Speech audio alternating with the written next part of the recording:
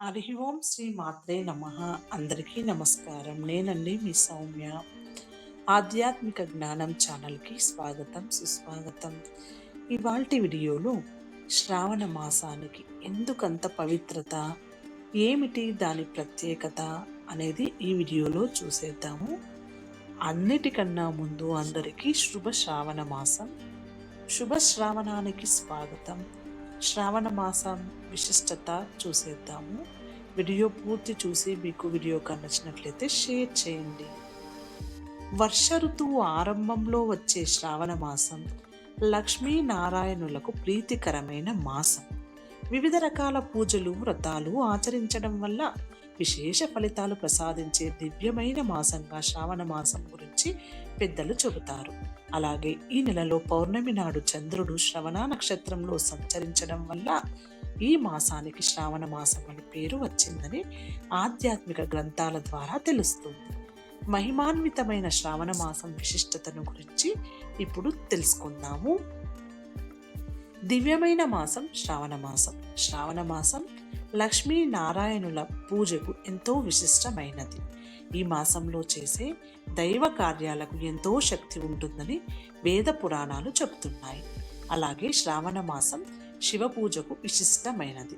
శ్రావణ మాసంలో అన్ని సోమవారాలు పగలంతా ఉపవాసం ఉండి రాత్రి వేళలో స్వామివారికి రుద్రాభిషేకాలు, బిల్వార్చనలు చేస్తే పాపాలు కడతేరుతాయని శాస్త్రవచనం. ఎందుకింత పవిత్రత అంటారా? శ్రావణ మాసంలో చేసే పూజలు, నోములు, వ్రతాలు అనంత పుణ్యాన్ని ప్రసాదిస్తాయి అని శాస్త్రవచనం. శ్రీ మహావిష్ణువుకు, శ్రీ మహాలక్ష్మికి, పరమశివునికి అత్యంత ప్రీతికరమైన ఈ శ్రావణ మాసంలో వ్రతాలు కానీ, నోములు కానీ, పూజలు కానీ ఆచరించడం వల్ల విశేష ఫలితాలను, సకల సౌభాగ్యాలను కలుగుతాయని విశ్వాసం. అందుకనే ఈ శ్రావణ మాసాన్ని ఆధ్యాత్మిక మాసం అని కూడా అంటారు. శ్రావణ మాసం అంటే మహిళలకు ప్రత్యేకమైనది. శ్రావణ మాసం మహిళలకు ఎంత పవిత్రమైన మాసం అంటే, సాధారణంగా మహిళలు ఆచరించే వ్రతాలలో ఎక్కువ వ్రతాలు ఈ నెలలోనే ఉంటాయి కనుక ఈ నెలను వ్రతాల మాసమని, సౌభాగ్యాన్ని ప్రసాదించే మాసమని బ్రహ్మాండ పురాణం, భవిష్యోత్తర పురాణాలలో పేర్కొన్నారు. శ్రావణ మాసంలోనే వ్రతాలు, నోములు ఎందుకు ఎక్కువగా ఉంటాయి అంటే, హిందూ సంప్రదాయం ప్రకారం నోములు, వ్రతాలు నిత్య పూజలు భాగం కావు. ఒక ప్రత్యేక ప్రయోజనాన్ని ఆశించి శాస్త్రంలో నిర్దేశించిన సమయంలో మాత్రమే చేసేవి. ఏ పనైనా దీక్ష, పట్టుదలతో చేస్తామో దాన్ని వ్రతం అంటారు. ఏడాది మొత్తంలో అత్యంత శుభమాసమైన శ్రావణ మాసంలో ఏ నోము చేసినా, ఏ వ్రతం ఆచరించినా సత్వర ఫలితం ఉంటుంది కాబట్టే ఈ మాసంలో నోములు, వ్రతాలు ఎక్కువగా చేస్తూ ఉంటారు. ఇక ఈ మాసంలో ఆచరించే ముఖ్యమైన వ్రతాల గురించి ఇప్పుడు తెలుసుకుందాం. సౌభాగ్యాన్నిచ్చే శ్రావణ మంగళ గౌరి వ్రతం. శ్రావణ మాసంలో అన్ని మంగళవారాల్లో చేసే వ్రతమే మంగళ గౌరి వ్రతం. దీన్ని శ్రావణ మంగళవార వ్రతం, మంగళగౌరి నోము అని కూడా అంటారు. ఈ వ్రతాన్ని కొత్తగా పెళ్ళైన వారు ఆచరించాలి. వివాహమైన తర్వాత వచ్చే మొదటి శ్రావణంలో ఈ వ్రతాన్ని చేయడం మొదలుపెట్టి శ్రావణ మాసంలో వచ్చే అన్ని మంగళవారాల్లో ఈ వ్రతం క్రమం తప్పకుండా చేయాలి. 5 సంవత్సరాల పాటు వ్రతం, ఈ మంగళగౌరి వ్రతాన్ని ఆచరించిన తర్వాత ఉద్యాపన చేయాలి. ఇంకా నాగపంచమి. శ్రావణ మాసం శుద్ధ పంచమిని నాగపంచమిగా జరుపుకుంటారు.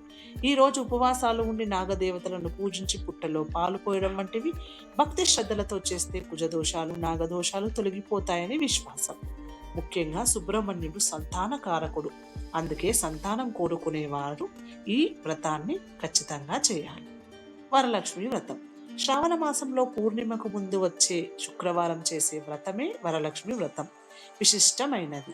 ఈ వ్రతం స్వయంగా శివుడు, పార్వతీదేవికి సూచించి సౌభాగ్యం, మాంగళ్య బలాన్ని గురించి వివరించినట్లు ప్రసిద్ధి. మరొకటి రాఖీ పౌర్ణమి. శ్రావణ మాసంలో వచ్చే పౌర్ణమి రోజు శ్రావణ పౌర్ణమి, రాఖీ పౌర్ణమిగా జరుపుకుంటాము. ఈ రోజు సోదర సోదరీ సంబంధానికి సూచికగా రక్షాబంధన్ జరుపుకుంటాము. కలియుగ ప్రత్యక్ష దైవం అయిన వెంకటేశ్వర స్వామి జన్మ నక్షత్రం శ్రవణ నక్షత్రం కూడా శ్రవణ పౌర్ణమి రోజే వస్తుంది. కాబట్టి ఈరోజు తిరుమలలో స్వామివారి తిరు నక్షత్రం వేడుకలు వైభవంగా జరుగుతాయి.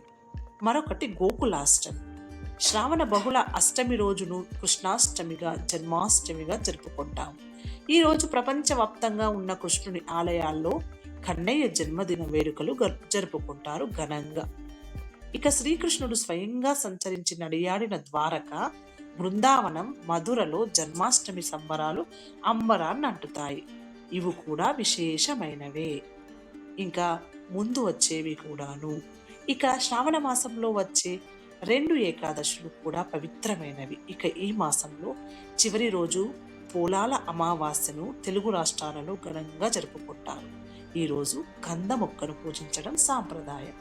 ఇలా పండుగలు, నోములు, వ్రతాల మేళవింపుకు నిలయమైన శ్రావణ మాసానికి శుభ స్వాగతం చెబుతాం. శ్రీ లక్ష్మీ అనుగ్రహంతో సిరి సంపదలు, ఆయురారోగ్యాలు పొందుదాం. శుభం భూయాత్. ఇదండి ఇవాల్టి వీడియో. ఈ వీడియోలో ఉన్న ప్రతి అంశాన్ని మీ స్వంత ఆలోచనలతో నిర్ణయాలు తీసుకోండి. ఈ వీడియో కానీ మీకు నచ్చినట్లయితే తప్పకుండా షేర్ చేయండి. కొత్తగా చూస్తున్న వాళ్ళైతే మన ఛానల్ని సబ్స్క్రైబ్ చేసుకోండి. మరొక వీడియోతో కలుద్దాము. అంతవరకు శ్రావణ మాసం